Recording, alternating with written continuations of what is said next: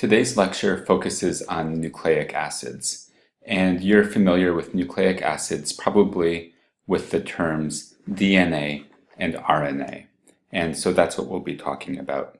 You can see in the background is an artistic rendering of DNA. You can tell it's DNA because it is double-stranded and also because it is helical or spiral in shape, and we'll come back to that sometime soon. So today we are going to go over a few things related to nucleic acids.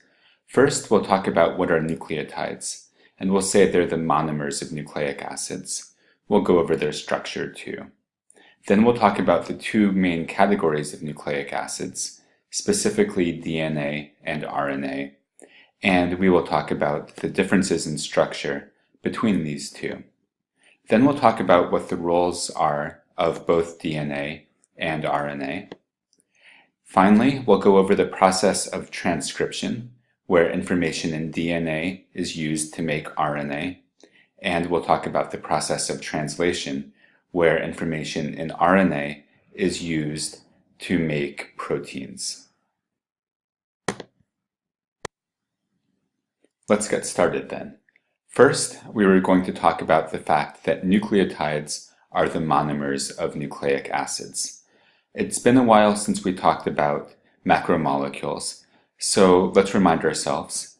Monomers is simply a term for repeating subunits of macromolecules.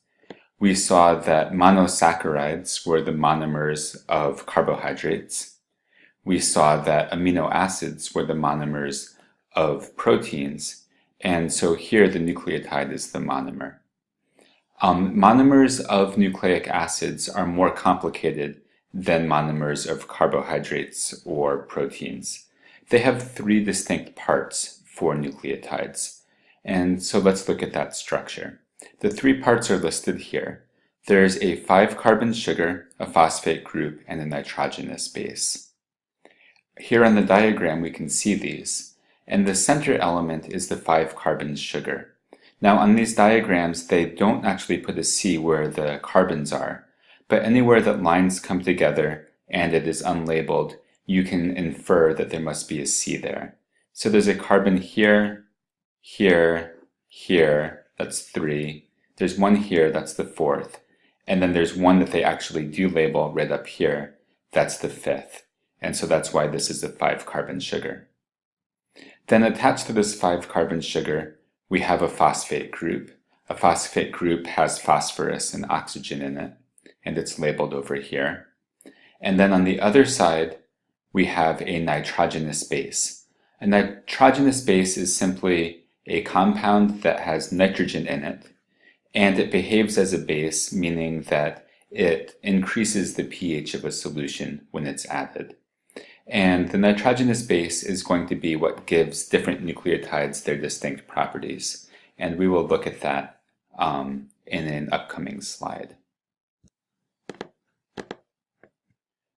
There are in DNA 4 different nucleotides, and these nucleotides are identical in terms of their sugar, and they're identical in terms of their phosphate group. Those don't change. What differs between the different nucleotides of DNA is the nitrogenous base. As we said, there are 4 different ones, and you can see here, some of them have 1 ring in their shape, some of them have 2 rings in their shape. We're not going to worry too much about the specifics of the structure, but you can see that there are differences in how the carbons are arranged, or where nitrogens are, or where oxygens are. And so these differences in their chemical composition give them different properties. Each of these has a name. These are cytosine, thymine, adenine, and guanine, but they each start with a different letter, and so it's faster just to refer to them by their first letters. So we have C, T, A, and G. And you are not responsible for memorizing their different structures or even their number of rings. You just need to know that they differ and that they have these 4 different letters. Nucleotides, when they are linked together in nucleic acids, are in long strings. and we'll see soon that in fact they are very, very long strings. But we'll look at just a small version here. In these strings, we're going to see that the phosphate group over here and the 5-carbon sugar are going to alternate together and make up the backbone of the chain. And the nitrogenous base, this out here, is going to hang off of the chain and sort of act like ribs. So if the backbone is the carbon and phosphate, the nitrogenous base is the rib. Let's look at this in the diagram over here. We can see a bunch of nucleotides, about 5 of them, and in each one we have the 5-carbon sugar, that's this shape right here, and we have the phosphate groups, which are these little circles between the sugars. So going up the backbone, it goes sugar, phosphate group, sugar, phosphate, etc., all the way up to the top. And then the rib-like structures, of course, are the nitrogenous bases here, here, here, here, and here. So it's going to be important that the nitrogenous bases are sort of all hanging off to one side. We will see that the nitrogenous bases are what link together 2 strands of DNA. We'll see that coming up soon. We've already said that nucleotides are linked in long strings. It turns out that the order of nucleotides in the string is how information is stored in DNA. So this isn't unusual. This is very much like the fact that in a word, like the word linked here, information is stored by virtue of the order of the letters. If these letters were in a different order, I'm trying to make this into a different word on the fly, and I'm having trouble. Climbed, maybe, if that was a word, then if we rearrange the letters, we would end up with a different word. By analogy, if we were to change the order of the nucleotides in this sequence here, maybe to CAGT, that would change the information that is being stored. Now, we've said that we have very long chains. When we say long, human chromosomes, remember that we have 46 chromosomes in each of our cells. Those chromosomes, on average, have something on the order of 100 million base pairs, or 100 million nucleotides along each of those chains. And there are 46 of them, and so the total number of nucleotides in our DNA is 46 times larger than this. The fact that the DNA is in really long chains is part of the explanation for when we did DNA extractions, the fact that we got a big sort of glob of DNA. Because the strands get tangled with each other, then they stick together and they don't spread back out into the solution, and we are able to sort of pick them up with the end of a toothpick. As we alluded to earlier, DNA is not single-stranded. Instead, in its typical form, DNA is 2 strands, and the 2 strands aren't random, rather they correspond with each other in a predictable manner. And the way that this works is that the nitrogenous base, that sort of rib-like appendage that sticks out of the backbone from one string, is going to connect to the nitrogenous base on the corresponding string. And when these bases connect, they can only connect in a very specific manner. C can only connect with G, and A can only connect with T. This necessity for pairing and the fact that C always goes with G and T always with A is referred to as complementarity. So complementarity is the noun. We could say that C is complementary to G and A is complementary to T. The phenomenon is complementarity.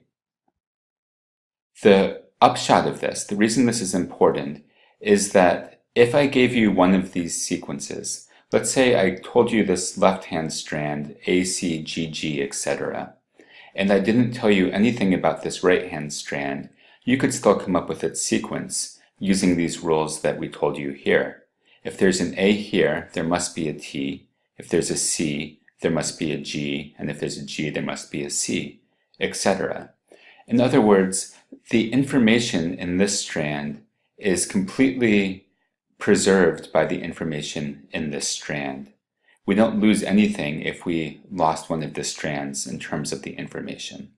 And this is going to be important because we will see that when DNA duplicates itself, so during the process of replication, the two strands are going to separate, and each part is going to be the template or the pattern that's used to recreate that second strand. And I think we'll see that on this slide here. So, as we just said, DNA has two different strands. I'm not going to worry about the opposite directions part. And so when the cell is going to divide, the first thing it needs to do is separate these two strands and make new DNA. Let's show how this process happens. We'll just move this up a bit. And I will test my drawing skills here. So along this strand, after the two strands have separated, then some machinery is going to come in. These are enzymes in the nucleus of the cell, and they will start making the new strands. And so it would make a T and a G and a C and a T, and you get the pattern. You could keep doing this the whole way up. And so now this single-stranded DNA has been restored to double-stranded DNA. Meanwhile, over here on the other strand, the same process will happen, where there's this G here, the cell will make a C, where there's a C, it will make a G, etc., and it will do this the whole way down. And so by the end of this process, we will end up with two identical pieces of double-stranded DNA, each of which is identical to what we had started with before these two original strands separated. This is important because when cells divide, we want the same information being given to the daughter cells. And if the DNA is storing information, that means we need the replicated DNA to be identical to the DNA as it was originally. We've drawn the DNA here as straight lines, and that's convenient. It's a lot easier to look at, but it's not really what it looks like inside the cell. So inside the cell, this is what we would see. The DNA actually has a spiral shape. Let me just move it out from behind my picture. And this is called a double helix. It's called a double helix because there are actually two spirals intertwined with each other, and these correspond to the two strands. So here's one of them, corkscrewing down like so, and here's the other one, corkscrewing down in a related pattern. They always stay exactly the same distance apart. And you can see again here that what is holding the two strands together are the nitrogenous bases. Here's a G bound to a C, a T bound to an A bound to a T, etc. They're not showing it specifically here or explicitly, but really this strand is a representation of the alternating 5-carbon sugars and phosphate group and 5-carbon sugar and phosphate group. And that is true the whole way down both of these strands. And so that's what we mean when we call it a backbone. It's the connective part of this molecule. We've said that we have long strands of DNA in our cells, and we specified how many hundreds of millions of base pairs those are. Each one of those double-stranded pieces of DNA is called a chromosome.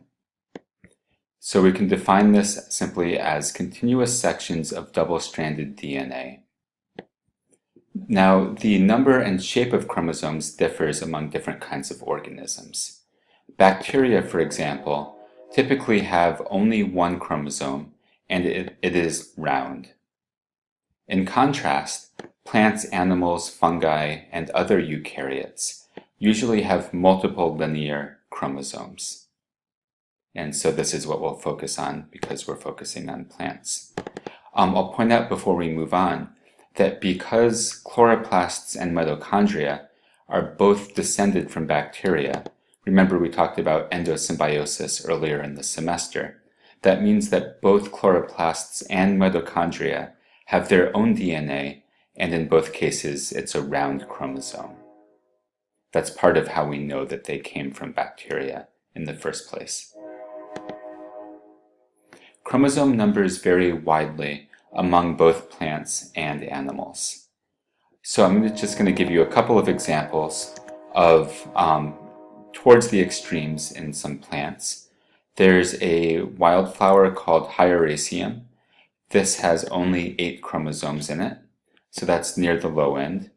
Humans, of course, humans are not plants, they are animals. We have 46 chromosomes, we have 23 pairs. And this tree here, which is a mulberry, and by the way, mulberries are yummy, and you can find them growing around the Carolinas pretty easily in weedy areas. But that's an aside. Mulberries have a lot of chromosomes. One species, the black mulberry, has 308 chromosomes. So that's at the upper end of the range. We've been talking a bunch about DNA, but we said that there were 2 kinds of nucleic acids. So we're going to move on now and talk a little bit about RNA, and then we'll come back and talk more about DNA. So RNA is actually at least as important of a nucleic acid as DNA, even though we don't hear about it very much. I will point out if you do crossword puzzles, RNA actually comes up a lot, so it's a good term to be familiar with. The structure of a nucleotide is pretty similar to DNA, so I did not show you a new diagram here, but you should be familiar with the differences between DNA and RNA, and there are 3 main differences. First, the 5-carbon sugar is a little bit different, and I'll tell you that in DNA, the 5-carbon sugar is deoxyribose, and in RNA it is ribose. I'm not going to ask you to memorize those terms, but I'm telling you so you can see where the D in DNA comes from, deoxyribose, and where the R in RNA comes from, namely ribose. The difference between them is just 1 oxygen on one of the carbons. It looks pretty insignificant, but it does make a difference. A second difference in structure is larger between DNA and RNA. In most cases, RNA is a single-stranded helix. So RNA is going to look something like this, while DNA, of course, is the double helix that has the 2 intertwined strands of DNA. Okay, it's a sloppy drawing. And so this is an important difference. I say usually there are some instances where RNA can be double-stranded or DNA single-stranded, but we're going to focus on the rules, not the exception here. So this is our DNA. Someday I will learn to write in a way that does not resemble a 5-year-old on my PowerPoints. Until then, you can still make out that that says RNA. A third structural difference between RNA and DNA is that RNA has uracil, which is a different nitrogenous base that is not present in DNA. In DNA, thymine is present, and uracil is not. In RNA, uracil is present, thymine is not. Now, in terms of pairing, the pairing rules for thymine and uracil are the same. So if in DNA we said that A and T pair, or they are complementary, then in RNA, T and U pair, they are complementary. So those were the 3 differences. Again, a different kind of 5-carbon sugar, single-stranded versus double-stranded, and RNA having uracil instead of thymine.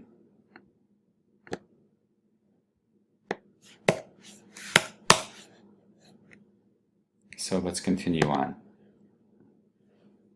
It's important that RNA and DNA have similar structures because it turns out RNA is actually made from DNA. And so we'll look at how this happens.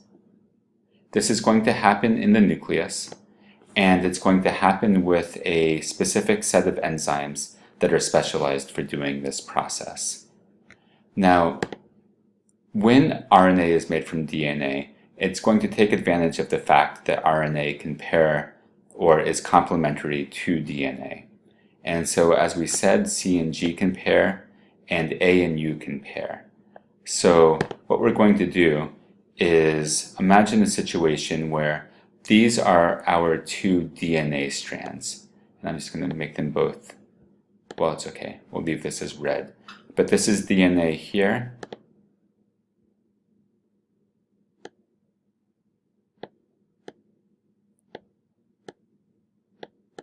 And this is the other half of the DNA strand right here.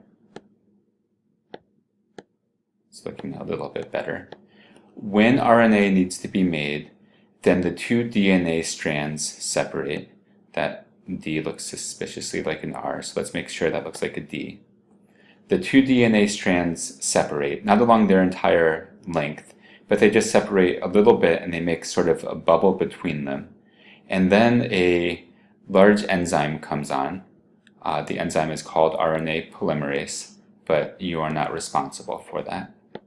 And this enzyme is going to copy one of the two strands, and it knows which one it's supposed to copy, and it is going to make RNA in place of the second strand. So for example, it would make an RNA strand of C, G, G, but now because it's RNA, not DNA, it will not make a T. Instead, it will make a U, a uracil. T, in either case, goes with A, etc. We've got a G, a C, and another A. Now this is our new RNA strand. At this point, this would continue probably for hundreds more base pairs, but I'm not going to do that. You get the idea. This is all connected. This RNA would then separate from the DNA strand, and it would go away. When it goes away, then the two DNA strands would simply close up together and reconnect with their complementary bases. So the DNA is not broken down in this process. It just opens up to allow the mRNA to be made. The mRNA goes off. We'll talk about where it goes, and the DNA goes back to normal. So what we've done is we've taken the information from the DNA and we've used it to create RNA that has a complementary sequence, and it really has the same information because we could recreate one if we know the other. The strand that is used to make the mRNA, it's the pattern for the mRNA, but the fancier word for pattern is template. So we are going to call this the template strand. So a template of DNA is used to make RNA. We haven't said why we want to make RNA yet, and we will get there. Let's talk about the function of DNA. DNA is all about storing information.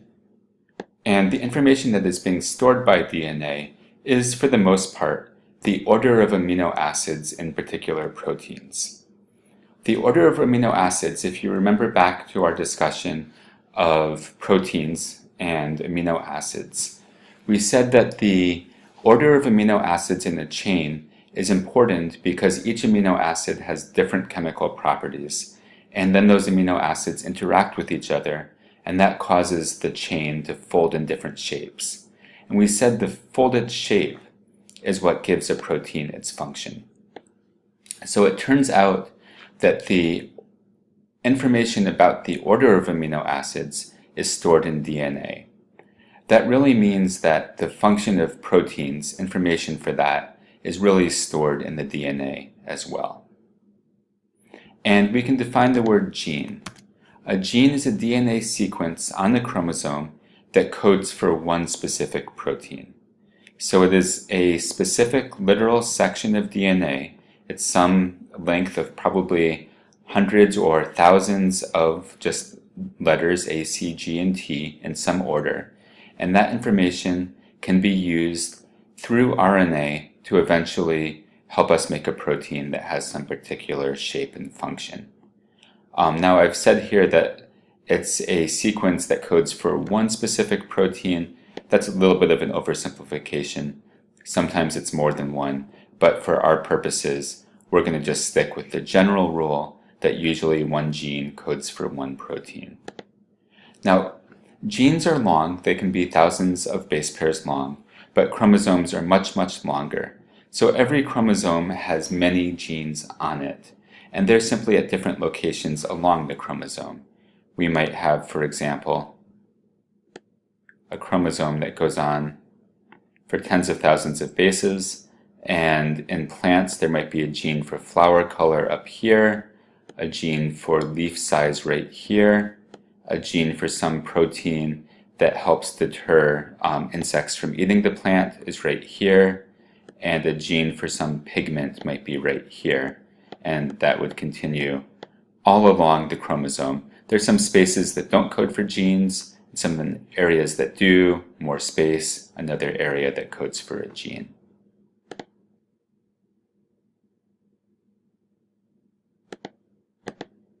So chromosomes have many genes. Where is DNA stored?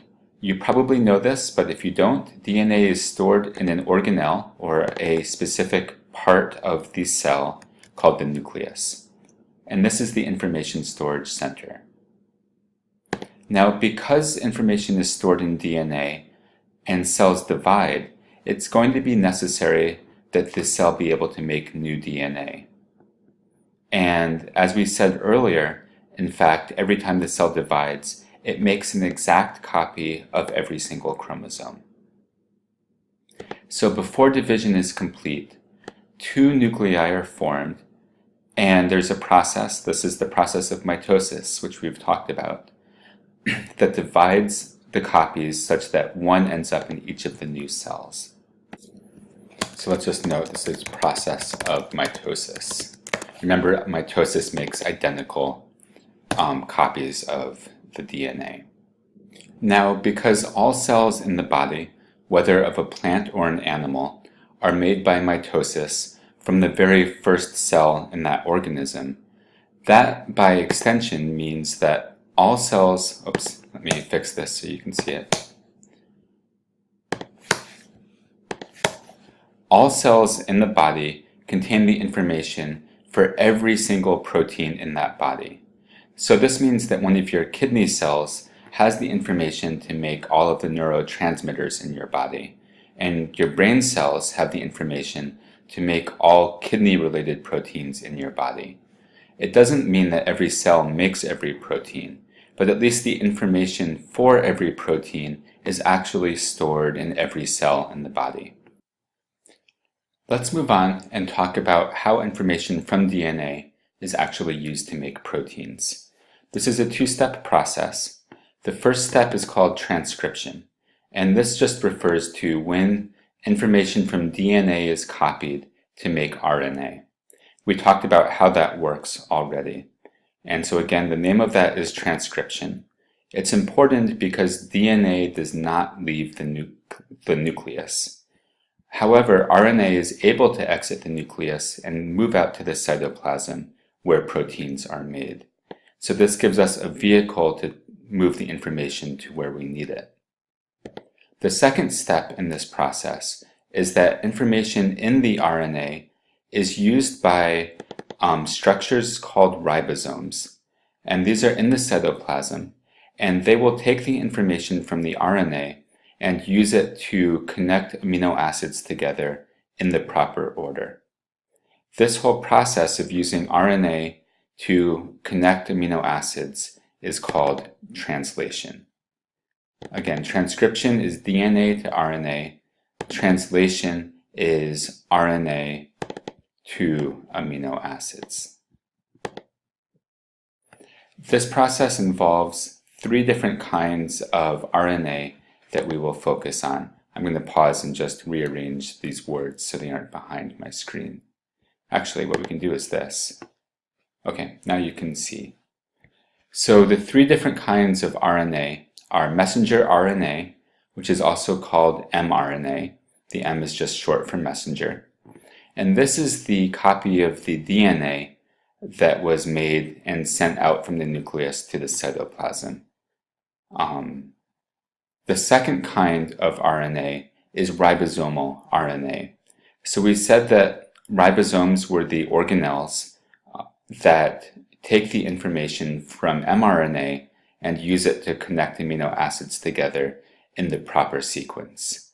It turns out that ribosomes are made partly from proteins, but they're made partly from RNA too. And so we call the RNA that's in the ribosome rRNA. The third type of RNA is called transfer RNA, or tRNA for short. And these are just small pieces of RNA that are attached to each amino acid. And we'll see that they are going to be important to getting amino acids in the right order. tRNAs are attached to amino acids before the amino acids get linked together into a growing chain. As soon as they get linked, the tRNAs are removed and sent off outward into the cell. It turns out that there are different types of tRNAs. There's not just one, but there's give or take 20 different tRNAs. And they are each attached to a different kind of amino acid. Remember that there are 20 different amino acids.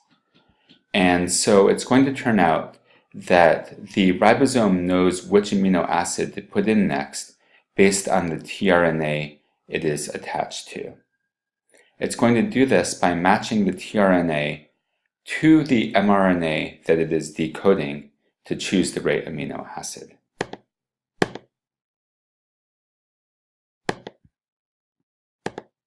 And here's what it looks like in an image.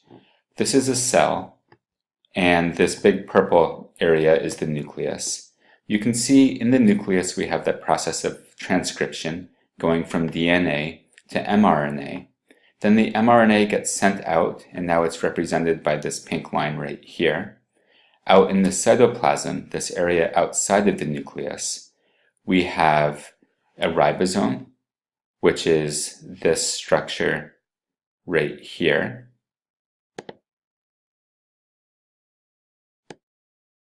This is the ribosome.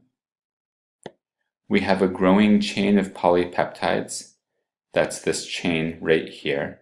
So this is the protein being formed. We have a whole bunch of free tRNAs, which are these structures here. Each one is actually, the tRNA is the red tail, and then the amino acid attached to it is the orange sphere. And eventually these orange spheres will get added to this growing chain that's becoming our protein. Those are all of the parts of the process. mRNA, the ribosome, the growing chain of proteins, and our tRNAs up here attached to free amino acids right here.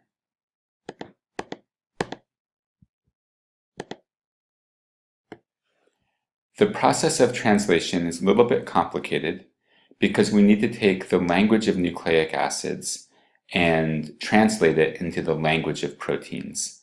These languages are very different. Languages are in quotes because it's not technically a language, but it sort of acts that way.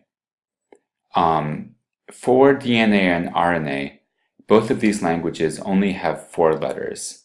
They're slightly different, but they're largely overlapping. In RNA, our only 4 letters are A, C, G, and U. In contrast, in amino acids, there are 20 different letters. This is because if you remember back, there were 20 different common amino acids. And so this is going to mean that we need longer words in the language of nucleic acids to write the same amount of information in the language of amino acids. And we can think about exactly how many nucleic acid letters it takes to make one protein letter. It's going to turn out that if each nucleic acid word were only one letter long, we could only write 4 possible words, right? We could write A, C, G, or U, and that would be the only 4 we could write. But if we are going to write instructions for adding amino acids, we need to get up to 20 different letters. So 20 is our goal. If we have one nucleic acid, one nucleotide rather, in each of our word, we only have 4 possible words. So that's not great. What if each nucleic acid word had 2 letters in it? So for example, we could have the word AA, or the word AC, or the word AG, or AT, and then that's all of the words that we could have starting with A, but there's 4 more words we could have starting with C, 4 more starting with G, and 4 more starting with T. That would get us up to a total of 16 words. Okay, you get the idea, words. And that still is not enough because amino acids, we have 20 different ones we need to code for. It turns out that if each nucleic acid word is 3 letters long, then we have plenty of possibilities to get us the 20 different words we need for the 20 different amino acids.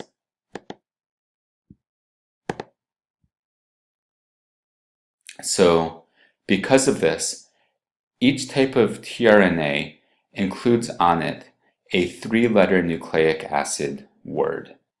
So one part of that tRNA molecule, which has a complicated shape, it looks something like this, and then it has some loops in it, and then it has this bottom part. Up here at the top is where our amino acid is going to attach. And it's a different one for each tRNA. But down here at the other end of the molecule are 3 nucleotides, and those are going to be really the word that defines this particular tRNA. As we said, each tRNA carries some particular amino acid. Maybe this is leucine, so we'll give it an L. What this means is that every 3-letter sequence of RNA is going to code for a different amino acid. We can say here, any 3-letter sequence of mRNA. And also, mRNA is going to be read in sets of 3 when we make proteins. Let's see what this looks like. Here we have a diagram of mRNA. It's labeled right here as messenger RNA. And the ribosome is this brownish blob. This is what's actually doing the work. We have tRNAs, which are represented by these yellow boxes. This one is outgoing. It does not have an amino acid. This one is incoming. It does have an amino acid. And what we see is that when a tRNA comes in and attaches to the mRNA inside the ribosome, the 3-letter word on the tRNA is going to have to be complementary, or going to have to match up with the 3-letter word on the mRNA. So A goes with U, A goes with U, and G goes with C, for example. This particular tRNA will always be associated with this particular amino acid. So every time we get UUC, this particular amino acid will be the next one that gets added to our growing chain that's becoming our protein. So this is how some specific sequence of mRNA can give us a specific sequence of amino acids. And that then is our crash course in everything about DNA. We went over what nucleotides are, what DNA and RNA are, and the differences between them, what DNA does, one thing, what RNA does, it had a few different roles, and we went over, at least conceptually, the process of transcription and the process of translation. We will end with some final thoughts here. So first, the ability of a cell to copy its own DNA must have been one of the very first things that evolved in the evolution of life. Without this ability, even if there was a DNA sequence that did something useful, there would have been no way to preserve it because there would be no way to make a copy of it. Second, all life forms, whether prokaryotes or eukaryotes, have a similar relationship between DNA, mRNA, ribosomes, and proteins. They all serve similar roles and are made with similar processes. This means that this must have evolved very early in life, before there was a divergence, let's say, between bacteria and eukaryotes. Third, we increasingly understand which genes and which proteins, or rather, which genes make which proteins, and increasingly we have technologies that allow us to actually modify the sequences of nucleotides in genes and hence to modify proteins. This creates many good and bad possibilities for how humans can interact with plants in terms of DNA modifications, and we will talk about this near the end of the semester. And I will end with that thought.